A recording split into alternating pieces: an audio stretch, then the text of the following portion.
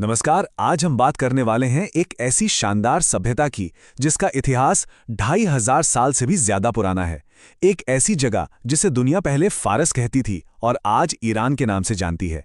ये कहानी है बड़े बड़े साम्राज्यों की, जबरदस्त बदलावों की और एक ऐसी पहचान की जो वक्त की हर परीक्षा में खरी उतरी है। कभी सोचा है कि कोई सभ्यता बाहरी हमलों, अंदरूनी क्रांतियों और हजारों साल के उतार चढ़ाव के बाद भी कैसे अपनी पहचान को बचाए रखती है? ये एक बड़ा सवाल है ना? ईरान की कहानी में हमें इसी सवाल का जवाब ढूंढने की कोशिश करनी है। तो हमारा ये सफर 4 बड़े पड़ावों से होके गुजरेगा।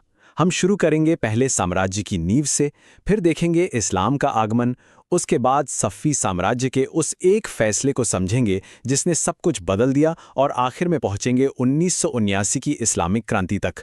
तो चलिए शुरू करते हैं। तो सबसे पहले चलते हैं कहानी की शुरुआत में, उस दौर में जब फारस दुनिया की पहली ग्लोबल सुपर पावर के तौर पर उभर रहा था। ये वो समय था जब एक ऐसे विशाल साम्राज्य की नींव रखी जा रही थी जिसने आने वाले कल के लिए एक ब्लूप्रिंट तैयार कर दिया। सोचिए, आज से करीब 2500 साल पहले 550 ईसा पूर्व के आसपास साइरस द ग्रेट नाम के एक बहुत ही दूर की सोचने वाले शासक ने अकेमेनिड साम्राज्य की नींव रखी। ये कोई छोटा मोटा राज नहीं था, ये उस वक्त का दुनिया का सबसे बड़ा और सबसे शक्तिशाली साम्राज्य था। अब देखिए, इतना बड़ा एम्पायर, उसे संभालना कोई मजाक तो था नहीं, है ना? तो साइरस ने कमाल का सिस्टम बनाया जिसे कहते हैं सिट्रापी सिस्टम। मतलब उन्होंने पूरे साम्राज्य को छोटे छोटे मैनेज करने लायक प्रांतों में बांट दिया और हर प्रांत पर एक गवर्नर बिठा दिया। एडमिनिस्ट्रेशन का क्या शानदार मॉडल था जो सदियों तक काम आया। और बात सिर्फ ताकत की नहीं थी, ये साम्राज्य बहुत ही व्यवस्थित था। यहां लोगों को अपने धर्म को मानने की आज़ादी थी, जो उस जमाने में बहुत बड़ी बात थी। व्यापार और सेना के लिए रॉयल रोड जैसा एक जबरदस्त नेटवर्क बनाया गया था।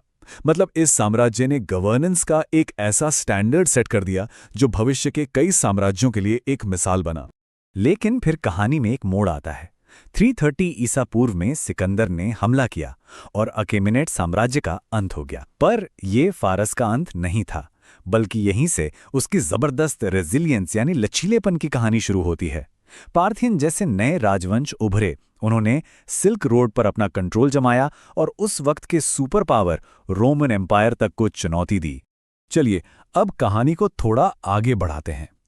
अब हम इतिहास के उस दौर में पहुंच गए हैं जहां एक नया धर्म आता है। ये एक बहुत बड़ा बदलाव था, लेकिन इस बदलाव के बावजूद फारस की अपनी पुरानी पहचान कहीं खोई नहीं। ये एक महान सांस्कृतिक संगम का दौर था। 651 ईस्वी में अरब सेनाओं ने सासानी साम्राज्य को हराया और ईरान में इस्लाम प्रमुख धर्म बन गया। अब आमतौर पर क्या होता है, एक कल्चर दूसरे पर हावी हो जाता है, लेकिन यहां कुछ अलग ही हुआ।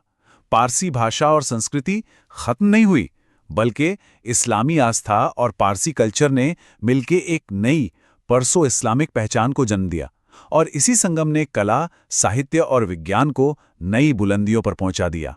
सदियां बीत गईं और फिर एंट्री होती है सफ़वी साम्राज्य की, जिसके संस्थापक थे शाह इस्माइल। और उन्होंने एक ऐसा फैसला लिया जिसने ईरान के भविष्य की दिशा हमेशा हमेशा के लिए बदल दी। और वो फैसला था शिया इस्लाम को साम्राज्य का ऑफिशियल धर्म बनाना। ये कोई छोटा मोटा फैसला नहीं था। जरा सोचिए, उस दौर में जब आसपास के ज्यादातर बड़े एम्पायर्स सुन्नी थे, इस एक कदम ने ईरान को पूरे इस्लामिक वर्ल्ड में एक बिल्कुल अलग, एक यूनिक पहचान दी। और ये पहचान आज भी उसकी पॉलिटिक्स और कल्चर का एक अहम हिस्सा है। चलिए अब टाइम में थोड़ा और आगे चलते हैं, मॉडर्न जमाने में।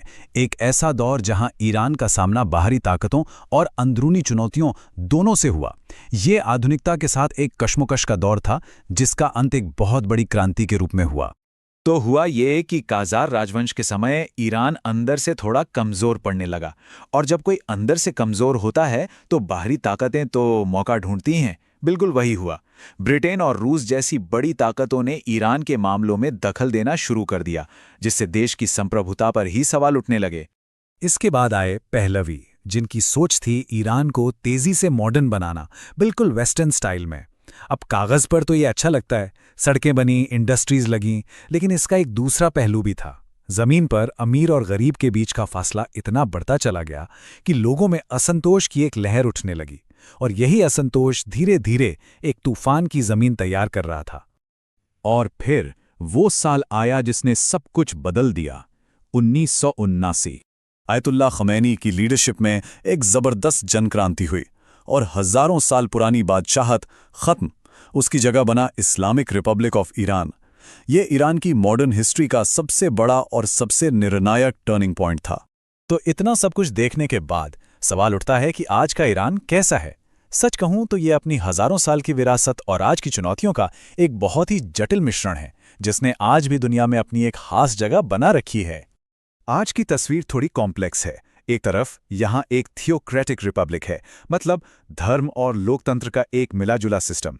दूसरी तरफ अर्थव्यवस्था पर अंतर्राष्ट्रीय प्रतिबंधों का बहुत दबाव है।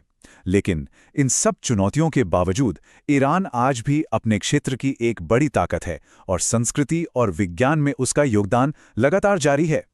ईरान का ये 2500 साल लंबा इतिहास हमें एक ही बात सिखाता है। साम्राज्य आते जाते रहते हैं, राजा बदलते हैं, पर जो चीज टिकी रहती है वो है किसी देश की पहचान, उसका कल्चर और उसकी आत्मा। साइरस द ग्रेट के ज़माने से लेकर आज के दौर तक ईरान की कहानी ने दुनिया पर हमेशा अपनी एक छाप छोड़ी है। तो अब सोचने वाली बात यह है कि 2500 साल के इतने सारे बदलावों को देखने के बाद इस कहानी का अगला चैप्टर क्या हो।